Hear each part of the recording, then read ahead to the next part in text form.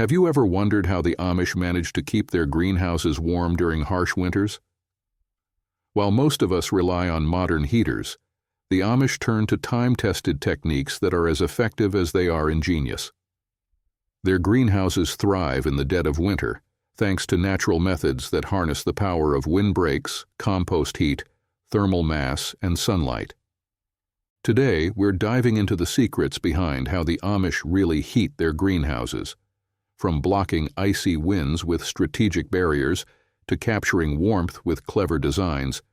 These techniques show us that sustainable off-grid solutions are not only possible but practical. Stick around. You might just find ideas to transform your own greenhouse this winter. Before we get started, hit the subscribe button and turn on notifications for more fascinating insights into traditional and sustainable living. And let us know in the comments, which of these methods would you try in your own greenhouse? We'd love to hear your thoughts. Now, let's begin by looking at the first line of defense against winter's chill: natural windbreaks.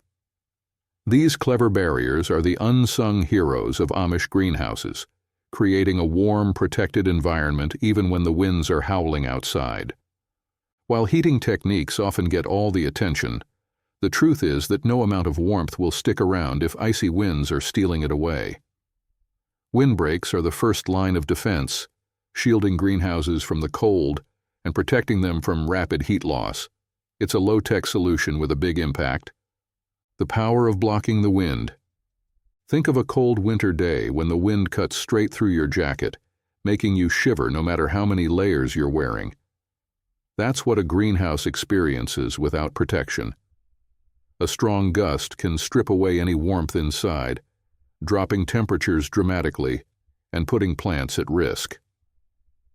By stopping or slowing down these winds, the Amish create a more stable environment where their heating methods can work more effectively. How the Amish build windbreaks. Amish families use a combination of natural and built barriers to create windbreaks around their greenhouses. One popular approach is planting rows of evergreen trees, like pine or spruce, around the greenhouse. These trees stay dense and leafy all year long, creating a living wall that blocks icy winds while blending seamlessly into the natural landscape. For smaller greenhouses, shrubs like juniper or hedges work just as well. The key is density. Windbreaks need to be thick enough to slow the wind, but not so solid that they create turbulence on the downwind side. This balance ensures the wind loses its force gradually, creating a calm, protected zone around the greenhouse. Straw bales and simple barriers. Another common windbreak technique involves stacking straw bales around the base of the greenhouse. Straw is an excellent insulator and provides a dual benefit. It blocks wind while adding a layer of insulation to the greenhouse walls. This method is especially useful for temporary setups or during particularly harsh winters when additional protection is needed. The Amish sometimes combine these straw bales with plastic sheeting or wooden panels to create even more robust barriers. By layering these materials, they enhance the windbreak's effectiveness, ensuring the greenhouse stays warm and the plants remain safe. Placement matters. Where windbreaks are positioned is just as important as what they're made of. Amish families carefully study wind patterns in their area to determine where the strongest gusts come from. In most cases, this means focusing on the north and west sides of the greenhouse, where winter winds tend to hit hardest. By placing windbreaks strategically, the Amish not only protect the greenhouse from cold air, but also reduce the amount of heat that escapes through drafts. This is particularly important during the night, when temperatures drop and winds pick up. Windbreaks for all seasons. While windbreaks are critical in winter, they also offer year-round benefits. During the warmer months, they can protect plants from strong summer winds that might damage delicate foliage or disrupt pollination. In some cases, windbreaks even provide shade, which can help regulate greenhouse temperatures during heat waves. This versatility makes windbreaks a cornerstone of Amish greenhouse design, a solution that works with nature to create a stable growing environment, no matter the season. Low tech, high impact. One of the reasons windbreaks are so effective is that they require little to no maintenance once established. Trees and shrubs grow naturally, straw bales can be replaced as needed, and wooden panels or plastic sheets are easy to reposition. This simplicity aligns perfectly with the Amish philosophy of sustainable, low-tech living. In addition to their practical benefits, windbreaks often enhance the aesthetic appeal of the greenhouse area. Rows of trees and shrubs create a picturesque scene that blends functionality with beauty. It's a reminder that practical solutions don't have to compromise on charm. Windbreaks as the foundation. In the grand scheme of Amish greenhouse heating, windbreaks serve as the foundation. By stopping cold winds in their tracks, they make all the other heating methods, compost piles, thermal mass, and solar heating, work more efficiently. Without this initial protection, much of the warmth generated inside the greenhouse would be lost to drafts and gusts. The Amish understand that sometimes the simplest solutions are the most effective. By working with nature to block the wind, they've created a system that keeps their greenhouses warm, efficient, and sustainable all winter long. One of the most ingenious ways the Amish heat their greenhouses in winter is by using compost. That's right, those piles of decomposing organic material don't just enrich the soil, they generate heat as they break down. For the Amish, compost heating is a two-in-one solution that warms their greenhouses while preparing nutrient-rich compost for future planting. It's resourceful, eco-friendly, and surprisingly effective. The science behind compost heat. When organic materials like vegetable scraps, grass clippings, and straw begin to decompose, microbes break them down, releasing heat in the process. A well-made compost pile can reach internal temperatures of 120–160 degrees, 49 to 71 degrees, which is more than enough to warm the surrounding air and soil.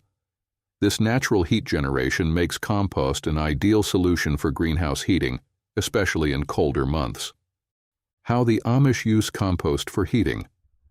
Amish families strategically place compost piles inside or around their greenhouses to maximize heat distribution. For smaller greenhouses, they might line the interior edges with compact compost piles, ensuring the warmth radiates directly toward the plants. In larger greenhouses, compost is often placed just outside the walls, with heat radiating through insulated barriers. In some cases, Amish gardeners use compost trenches, long, shallow pits filled with compostable materials, along the greenhouse floor. These trenches act like natural radiators, providing a steady source of warmth that rises to keep the plants comfortable. Building the perfect compost pile. Not all compost piles are created equal, and the Amish take care to ensure their piles generate maximum heat. The key is balancing greens, nitrogen-rich materials like vegetable scraps and fresh grass, with browns, carbon-rich materials like straw, leaves, and sawdust. This balance creates the ideal environment for microbes to thrive and produce heat. Moisture is another critical factor. The pile needs to be damp but not soggy, like a wrung-out sponge. Too much water can slow decomposition, while too little can dry out the pile and stop the process altogether. Amish families often monitor their compost carefully, turning it regularly to maintain airflow and encourage even decomposition. I'll never forget my first attempt at creating a compost pile. I figured, how hard can it be? Just toss in some kitchen scraps and let nature do its thing. Well, my pile turned into a buffet for raccoons, and the only heat it generated was from my embarrassment when I found my neighbors snapping pictures of the midnight critter party. Here's a tip. Cover your compost with straw or a tarp and keep the green to brown ratio in check. Trust me, you'll avoid the wildlife drama and actually get some usable heat for your greenhouse. The dual benefits of compost heating. Compost heating doesn't just warm greenhouses, It also provides nutrient-rich soil amendments once the compost is fully broken down. This dual benefit makes it an invaluable part of Amish farming practices, allowing them to grow plants in a warm environment while preparing fertile soil for the next growing season. Challenges and solutions. One challenge with compost heating is the potential for uneven heat distribution. To address this, the Amish often create multiple smaller compost piles instead of one large one, ensuring warmth is spread evenly across the greenhouse. Odor can also be an issue, especially with poorly managed compost piles. To combat this, Amish families carefully layer their materials, avoiding excess greens that might produce a strong smell. A sustainable heating solution. Compost heating exemplifies the Amish commitment to working with nature rather than against it. By turning waste into warmth, they've created a sustainable solution that requires no gas or electricity, just the natural process of decomposition. When it comes to maintaining warmth in a greenhouse during the coldest months of the year, the Amish rely heavily on the principle of thermal mass. At its core, thermal mass is about using materials that can absorb, store, and gradually release heat over time. It's a simple, yet highly effective way to stabilize temperatures and ensure plants stay comfortable, even when the outside air is freezing. What is thermal mass? Imagine a sunlit stone path on a chilly day. During the afternoon, the stones absorb the sun's warmth, and even after the sun sets, they continue to radiate heat. That's thermal mass in action. Materials like stone, brick, water, and even gravel have high thermal mass, meaning they can hold heat for extended periods and release it slowly as the surrounding air cools. For the Amish, this principle is a cornerstone of greenhouse heating. By incorporating materials with high thermal mass into their greenhouse designs, they create an environment that holds on to the warmth generated during the day and distributes it evenly through the night. How the Amish use thermal mass. The Amish use thermal mass in a variety of creative ways, starting with the greenhouse's foundation. Many Amish greenhouses feature stone or concrete floors, which absorb heat from the sun or other sources like compost or wood stoves. Once warmed, these floors act like a giant heat reservoir, slowly releasing warmth upward to maintain a consistent temperature for plants. Water barrels are another favorite thermal mass tool. These barrels, often painted black to maximize heat absorption, are placed strategically around the greenhouse. During the day, sunlight warms the water inside the barrels, and as the air cools at night, the water releases that stored heat back into the greenhouse. It's an incredibly efficient way to stabilize temperatures, especially during cold snaps. Some Amish gardeners take this a step further by using rows of smaller containers filled with water or placing bricks and stones near their plants. These materials work together to create pockets of warmth, ensuring no part of the greenhouse gets too cold. Strategic placement of thermal mass materials.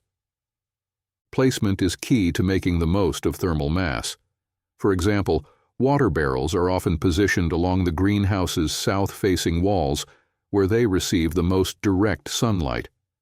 Similarly, stones and bricks might line pathways or be built into the lower walls of the greenhouse, where they can absorb sunlight during the day and radiate it back into the space overnight. The Amish also pay attention to airflow, ensuring that the heat from thermal mass materials is distributed evenly. For instance, water barrels may be spaced at regular intervals, creating a uniform heat distribution that benefits all the plants in the greenhouse. Natural insulation to enhance thermal mass. To make thermal mass even more effective, the Amish often pair it with natural insulation. Straw bales, plastic sheeting, or earthen walls are used to reduce heat loss and keep the warmth generated by thermal mass materials trapped inside. This combination creates a greenhouse environment that stays warm with minimal additional heating, even on the coldest nights. For example, a greenhouse with stone walls and a gravel floor might also have straw bales stacked along its outer edges. The straw acts as an insulator, preventing the warmth stored in the stones and gravel from escaping too quickly. Together, these elements form a system that conserves heat and minimizes the need for active heating methods. Low-tech, but highly efficient. One of the most appealing aspects of using thermal mass is that it's a completely passive system. Once the materials are in place, they require no additional effort to function. There are no moving parts, no energy consumption, and no ongoing maintenance. The Amish appreciate this simplicity, as it aligns perfectly with their philosophy of living sustainably and avoiding unnecessary complexity. Thermal mass also pairs well with other heating methods. For instance, the heat generated by a compost pile or wood stove can be absorbed by nearby stones or water barrels, extending its impact long after the heat source has been turned off or cooled down. This synergy makes thermal mass an integral part of the Amish greenhouse heating strategy. The benefits of thermal mass. The primary benefit of thermal mass is its ability to stabilize temperatures. Sudden temperature fluctuations can stress plants, reducing their growth and productivity. By creating a consistent environment, thermal mass helps ensure that plants remain healthy and resilient, even during extreme weather conditions. Thermal mass also reduces the need for active heating, which saves resources and minimizes the environmental footprint of greenhouse operations. For the Amish, who prioritize sustainability, this is a significant advantage. Practical tips for incorporating thermal mass. If you're inspired to try thermal mass in your own greenhouse, start small. Adding a few water barrels or lining your greenhouse floor with gravel or stones can make a noticeable difference. Pay attention to where sunlight hits your greenhouse, and place thermal mass materials in those areas to maximize heat absorption. Another tip is to use dark-colored materials whenever possible. Dark colors absorb more heat, making your thermal mass system even more efficient. For example, if you're using water barrels, consider painting them black or dark green. Finally, think about how you can pair thermal mass with insulation to create a complete system. Even something as simple as wrapping your water barrels in straw or placing them against an insulated wall can boost their effectiveness. Thermal mass, the silent heat source. In the end, thermal mass is a silent yet powerful ally in keeping Amish greenhouses warm through the winter. By working with nature and using readily available materials, the Amish have created a heating system that's as effective as it is sustainable. It's a reminder that sometimes the simplest solutions are the most enduring. One of the most important techniques the Amish use to heat their greenhouses during winter is maximizing solar energy through smart design and orientation. By capturing the sun's natural warmth and using passive solar heating methods, they create a system that requires no gas or electricity, yet keeps their greenhouses warm and thriving, even in the harshest conditions. The importance of solar orientation. The first step in harnessing solar energy is proper greenhouse positioning. Amish greenhouses are strategically oriented to face south, where they receive the most sunlight during winter.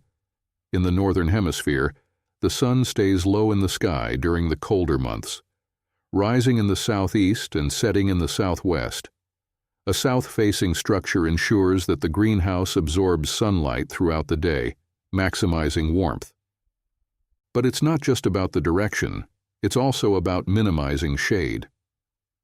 Amish families carefully choose locations that are free from obstructions like trees, buildings, or hills, which could block sunlight during peak hours. The goal is to give the greenhouse as much exposure to the sun as possible, allowing it to act as a natural heater for the space. Passive solar heating, turning sunlight into warmth. Once the greenhouse is positioned correctly, the next step is capturing and storing the sun's heat. Passive solar heating involves using design elements and materials that absorb sunlight during the day and release it as warmth when temperatures drop at night. It's a low-tech solution that relies entirely on natural principles, making it ideal for the Amish lifestyle. One key feature of Amish greenhouses is their angled roofs. These roofs are designed to optimize sunlight absorption, particularly in winter when the sun is lower in the sky.